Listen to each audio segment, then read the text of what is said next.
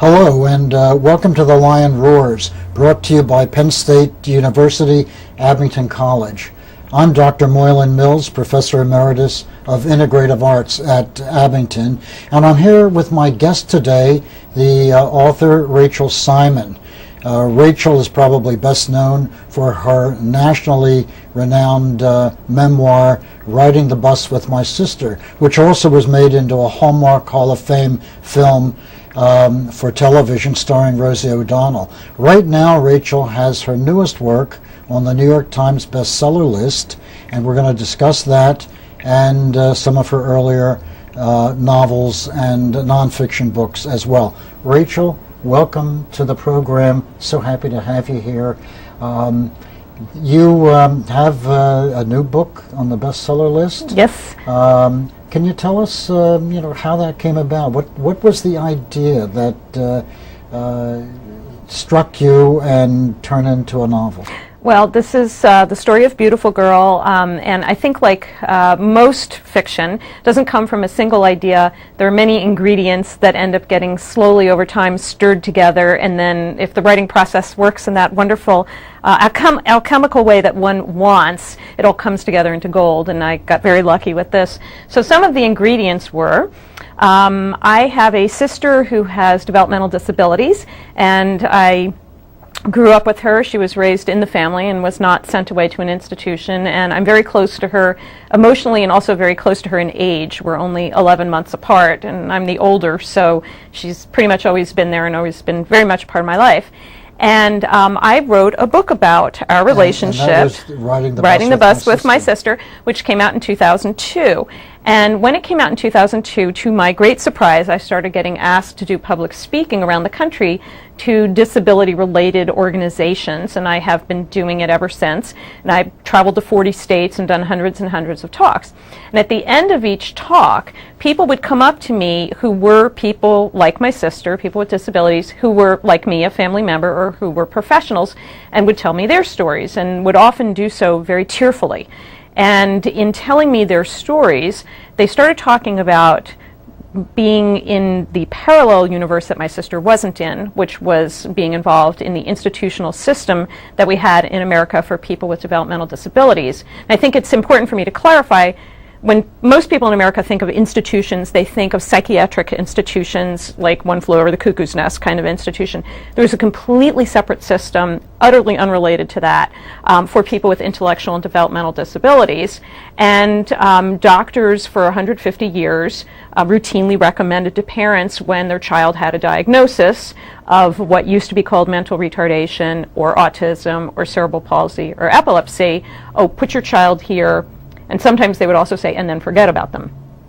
My family was very opposed to institutions, and so my sister wasn't in that world at all, but I was meeting people who had worked there, had family members there, had lived there. And I started to think, no one's written about this in fiction. I couldn't write about it in nonfiction because it wasn't an experience I had. So I just started to think, maybe this is something I should try to do, although it seemed huge. Little by little, I started collecting research about it, books, documentaries, started doing little side interviews, just collecting material. And are any of these institutions still in existence? I'm so glad you asked me. In fact, there's about 160 of them still remaining in America. They're in all but about 12 states. Are there any in Pennsylvania? There are, in fact, several in Pennsylvania. There's one in Delaware. New Jersey still has them. New York still has them. The state closest to Pennsylvania where they are closed is West Virginia. Did you visit any of these? I did visit one that is now closed, called Penn, and I was taken through it by a staff member who had been there, who pointed out buildings and said, oh, this used to be this and that used to be that. And that was very powerful, and that actual trip back to the institution after it closed is, in fact, a scene in the book. So all of these were some of the ingredients. There's one other key ingredient, which is when I was finishing up a talk in Illinois, in I think 2006, I came across a book at the vendor tables with this very unusual, powerful title, God Knows His Name, The True Story of John Doe Number 24. And it had a photograph of an African-American teenager on the front. And it's the story of a real man named John Doe Number 24, because no one ever knew who he was, who in 1945 was found wandering the streets in Illinois. He was deaf. He did not, in fact, have a developmental disability, but the authorities couldn't figure out his signs, and rather than try to identify who he was or bring him to a nearby school for the deaf, they labeled him feeble-minded and threw him in one of these institutions, and he was there for 50 years until he died. Amazingly, the New York Times found out about his death, wrote an obituary about how no one ever knew who he was.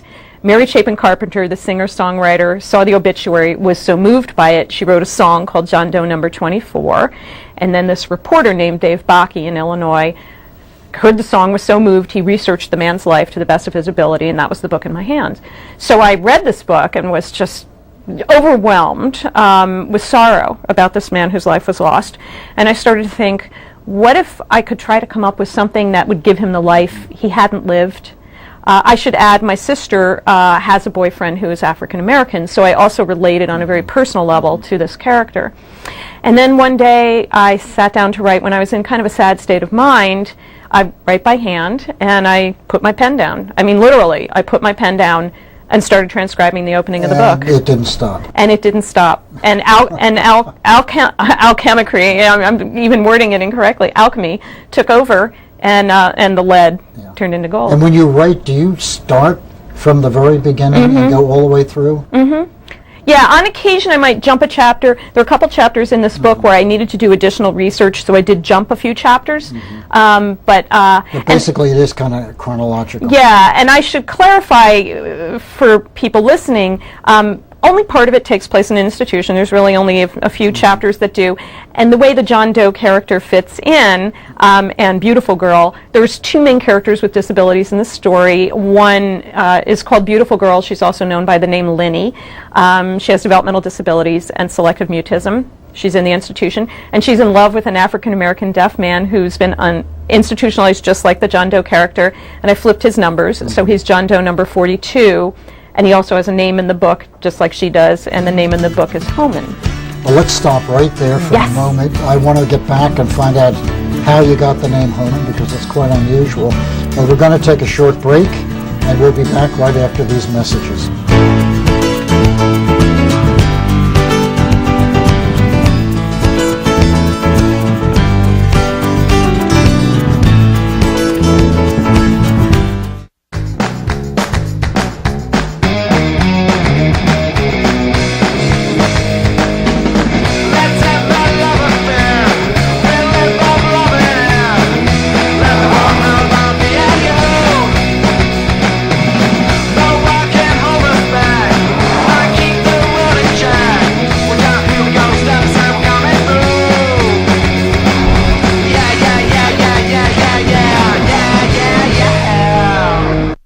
My time is very valuable to me.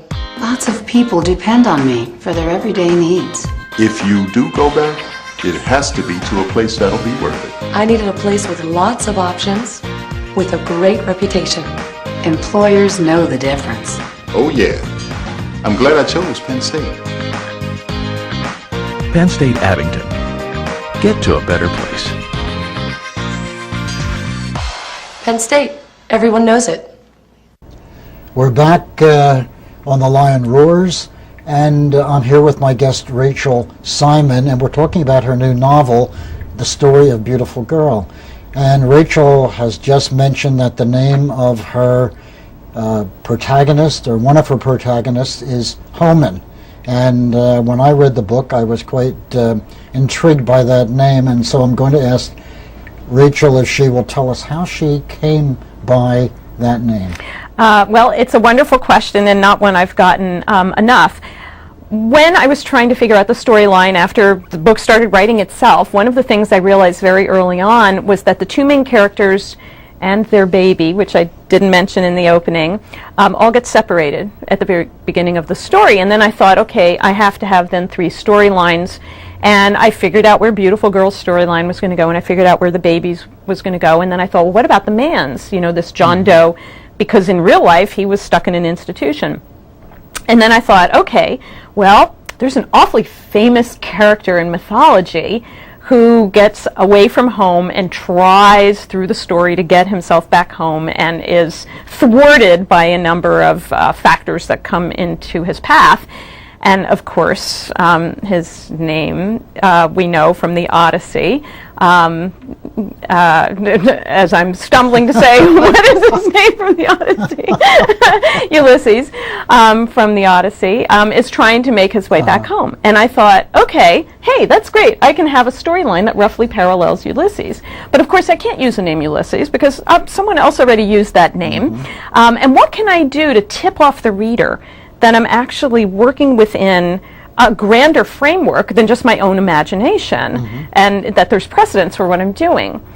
And I just kept trying to think, what would allude? And one day when I was working on the book, I happened to go take a very long walk. I was house sitting for my father, and near where my father lives, I had befriended somebody who lives in a farmhouse on the side of the road, who I always see when I go on my walks, and her last name happens to be Homan. So I stopped off to visit her, and we had a lovely time visiting. And as I'm visiting her, I thought, Homan, Homer, human, home. And I went back to my father's house and typed it in, and boom, there it was. There it was. Yeah. That's one of the things I think that the book has, and that is resonance, and it has. It has that Greek mythology kind of running underground. That name is so evocative. Thank you. And I also love the way that you develop the kind of atmosphere of rural Pennsylvania. And it reminded me of Terrence Malick's current film, The Tree of Life. And I wondered if somehow Terrence Malick was an influence. Indeed so. You are a smart, astute person. I saw Days of Heaven when the first week it came out in the late 70s, and actually went to see it twice. I was a college student and wasn't someone who had lots of money to go see movies, but I went to see that movie twice in 1 week. I was overwhelmed by the atmosphere in it, the beauty in it, the incredible power of the golden hour. And the golden hour, for those of you who might wonder what we're talking about, it's that moments, or those moments at dusk or dawn where the sun is kind of right around the horizon. And it creates this golden glow. And Malick always shoots at that time, and it's part of what he does. And it gives everything an almost mystical cast to it. And that's always something I've tried to make a part of my work, because I've been so influenced, particularly by that movie. And interestingly enough, the story of Beautiful Girl came out pretty much when the Tree of Life came out. And Tree of Life is very also open about spiritual questions. And interestingly, throughout the story of Beautiful Girl, each of the main characters is on a spiritual path of some sort, questioning God in his or her own way. And is there one? And what is that person's perception of it? And does that change over the course of the story given the things that happen to them? So I actually view it as a spiritual book, but then those who are atheists can kind of also view it that way, because not all of the characters buy into a spiritual path. So they each have a different way of doing it. But it was so interesting to go see Tree of Life and go, oh, he's doing what I'm doing. He's pulling a Rachel Simon. Oh, I wish I could say that, but I can't really say that. Well, there certainly is a connection. Yeah, thank you. And it's a wonderful connection. Thank you. Now, let me switch for a moment. Yes. I know the Washington Post did a piece on the story of Beautiful Girl. And I'd like to read you a quote from the Washington Post and get your reaction. The Post says that Beautiful Girl, the story of Beautiful Girl, is the author's gift to those who never had a chance to speak for themselves. Exactly what does that mean? You're giving a voice for those who can't speak for themselves. Can you explain that? Yeah, I think it's in two different ways. I was incredibly moved by that quote. I was so glad they said that. I think it's two ways. One is you have whole populations, thousands and thousands and thousands of people in America who are put in these places, and no one ever knew these places even exist, let alone that they still do, and never heard from these people, and didn't even have a concept that they were in the country with us, let alone that they had rights. They didn't have a voice. The other part of it is there are a lot of people with disabilities who do not have use of verbal communication. And in my story, my two main characters don't. Beautiful girl is selectively mute. She has chosen to become mute after witnessing a trauma. The other character, the John Doe number 42/Homan character, is deaf and has realized that people do not understand him when he verbalizes, so he also doesn't use his voice. So both of them are nonverbal characters. So they literally do not have a voice. And then there are these other people who were just not heard. And I think I've come to feel it's, to some extent, my mission in life is to give voice to those who have not been heard. And I think part of why I feel that way is from being my sister's sister, who is extremely verbal, I hasten to add. But as a sibling, one of the things you start to realize is you're between two worlds. So I'm often translating what my sister says or thinks to the world at large, and the world at large I'm translating for her. So I am a translator, and so giving voice and communicating to those who don't understand each other is so much my role in life. It was just carrying it through into fiction. Now we're going to take another short break here. We'll be right back after these messages.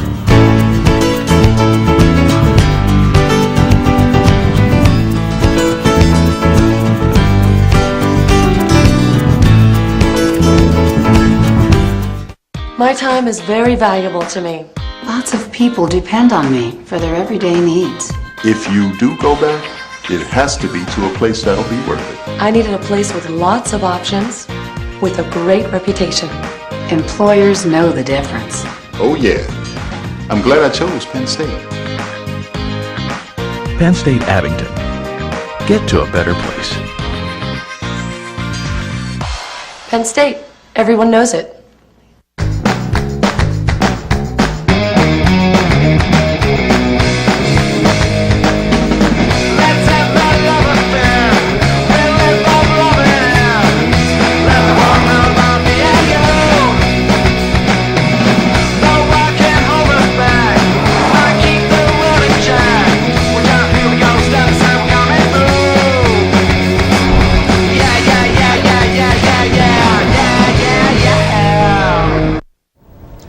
We're back on The Lion Roars with my guest, Rachel Simon, author of the national bestseller, The Story of Beautiful Girl.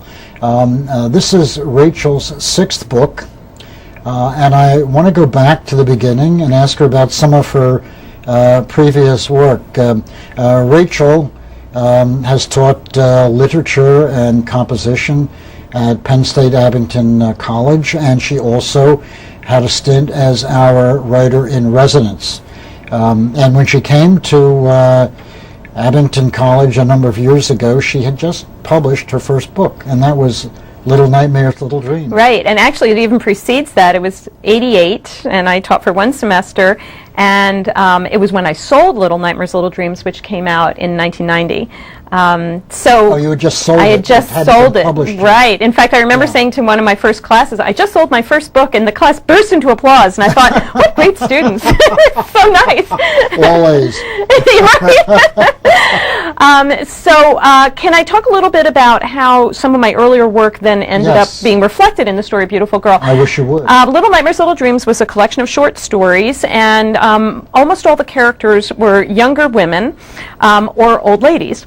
And the story of Beautiful Girl has a key character we haven't mentioned yet, who is a retired widowed school teacher, an old lady, and Beautiful Girl is a young woman. So the same archetypes really appear in this story. Also, Little Nightmares, Little Dreams has love stories in it. Some of them are very unusual. Some of them cross over into a little bit of magic. And this is very much a love story. Beautiful Girl is a love story. Plus, there's also one other key similarity in that book. My sister, who has a developmental disability, at the time when I was writing Little Nightmares, Little Dreams, she had a job where she worked with other people with disabilities in what's called a sheltered workshop. And one day some Siamese twins, as they were called at the time, came to work there. And she was completely baffled by this. And I thought, what a great idea for a short story. So my first story about people with disabilities appears in that book. I followed that book up with my first novel called The Magic Touch, which was a completely over-the-top, magical realist, sexy book. I kind of put all my sex into one book. And it was great fun, and it gave me the sense of a large scope to work on, large canvas to work on, plus the idea of using mythology in a way that's an underpinning to a story. So that's really the hero myth with a heroine who has magical sexual powers rather than the kinds of powers that like a Hercules would have or a Theseus would have. And then after that, I switched to nonfiction for the next 3 books, and the key one being Riding the Bus with My Sister, which, as I already said, introduced me to a lot of people in the disability community. There was also the book that came after that, The House on Teacher's Lane, which is a lot about how I repaired broken relationships and reunited with people who I'd lost in my life, including my mother, and the man I eventually married, my husband. So the whole idea of reuniting thematically is very powerful in that book, and all of these things then ended up coming together into the story of Beautiful Girl.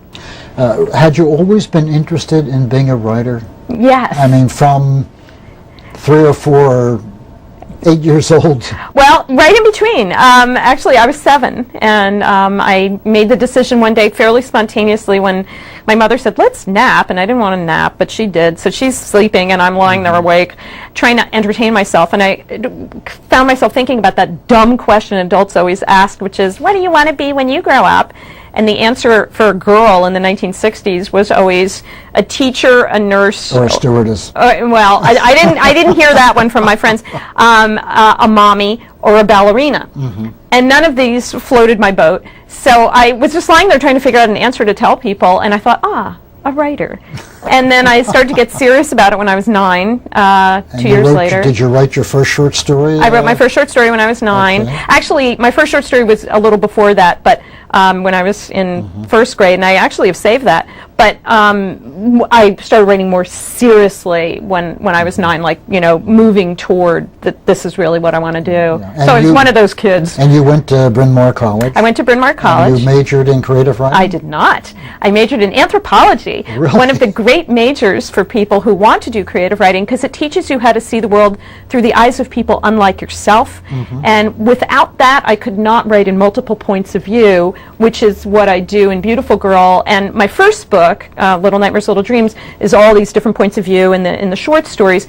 And I remember the Philadelphia Inquirer called me a literary ventriloquist. And I could not have done that without having studied anthropology.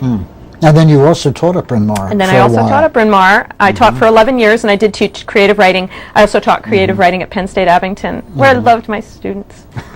But you still teach, don't you? I teach privately. Yeah, that's I teach what privately I mean. at this point, yeah. I'm a full-time writer and public speaker, and I teach writing privately.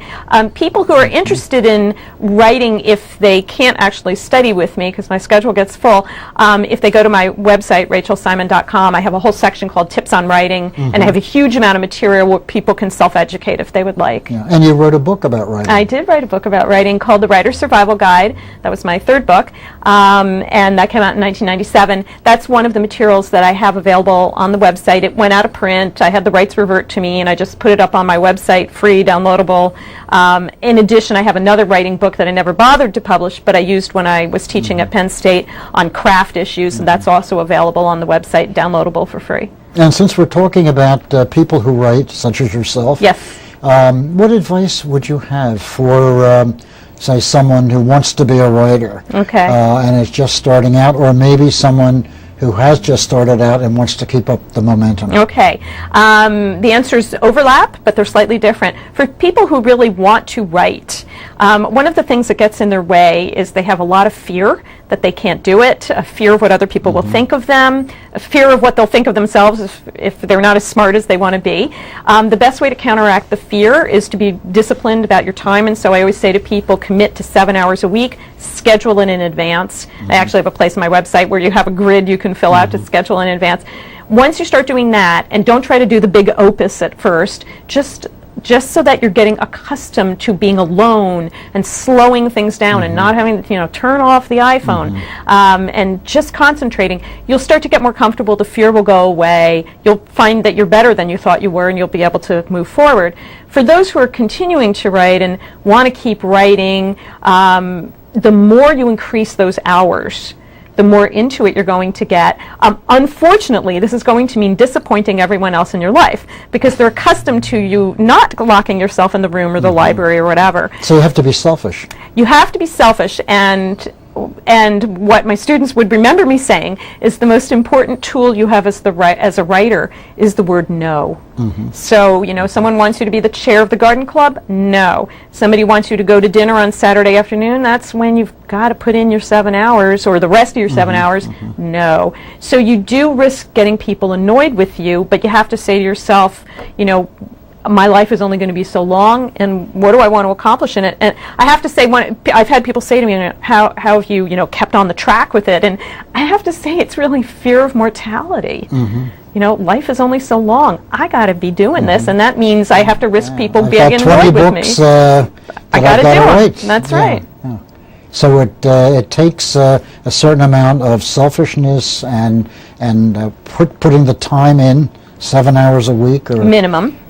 Okay, 7 hours a week minimum. Right. And doing it religiously every week, I guess. Every week, yeah, because 7 hours you can spread it out. You can spread it out a little. Yeah. Right, but start with that, then up it to 10, then up it to... And then I would imagine that as you accumulate the pages that you start to say, wow, I am a writer.